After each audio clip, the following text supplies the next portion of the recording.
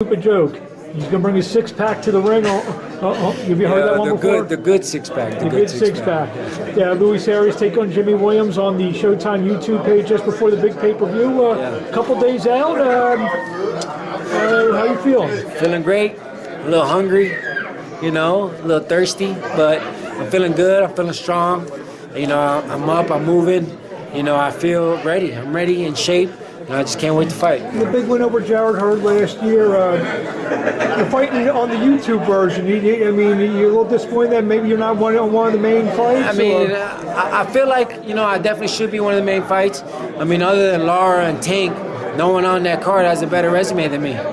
But, you know, it's part of the game. You know, you got to get what you get and just keep moving forward. So I just got to knock this guy out and beat this guy and show that I'm really a pay-per-view fighter, which a lot of people know I am, but now that they'll see me again, they'll get a reminder. So I just got to remind them again, and then I'll be in a big fight soon. And obviously, being on the Showtime end of things, 154 pounds, a lot of stuff going on there. Yeah, a lot of stuff. Obviously, Charlo's big win, Fondora, Zoo, some other guys, you know, guys like Julian Williams still around. I mean, there's a lot of potential activity for you. Yeah, and I want. That's what I need. I felt like by me, you know, beating your unified champ, that was the first guy I took out at 54. Was the unified champ, and he would be the top dog right now had he not lost to me. You know what I mean? So I feel like all I need is another former champion. I mean, fighting a #1 contender would only be worth it if I get a title fight right after that. But I'm looking for guys with resumes, you know, title challengers and champions, former champions.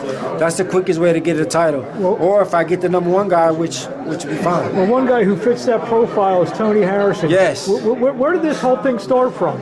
I thought the fight made sense. The fight made perfect sense. You know, after I beat Hurd, I called Floyd myself and straight up asked for the fight. He said he was going to get it done. He made the phone call upstairs to get it done. And then, you know, Tony just was acting like a little bitch, really, to be honest. So he always wears that cornball T-shirt, I think. Yeah, he just, man, he wanted to. Anytime a fighter don't really want to fight, they blame other shit like, oh, I need more money, or oh, I need more time. So it was like me and him could have fought on Tank's pay-per-view last December. No. But fuck. So now I'm chasing the fight. So. Now there's a little history behind it. Have you talked to the people, PBC or Showtime? Or? Well, I mean, I'm gonna keep doing what I do till I get till he says, you know what, I don't want to fight you, then I'll leave him alone. But that's the fight I want. I feel like Showtime wants to fight. I think anybody would really want that fight. It's a big fight. It's a good fight. It's a good style matchup. He's coming off, you know, a decent win. You know, I'm gonna take care of business on Saturday, and I'll be coming off a good win. So the fight makes sense, man. He's not gonna get a title fight right now, neither am I. So why shouldn't we just fight? And obviously, that if it doesn't lead to a guy like Charlo or the belts become vacant, and there's rumors he may move up to 160. There's big fights, like you said, Zoo, Fondora.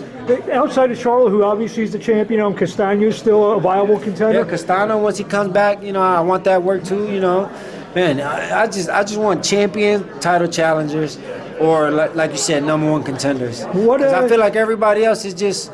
It's a waste. It's just a waste of time. I mean, it's a fight, but it's not really, you know, what I want. You think a lot of the fans, boxing people, after you suffered a couple losses, kind of slept on you a little bit? Yeah, but I woke him up last year. You know, like I said, I went after the top guy right away.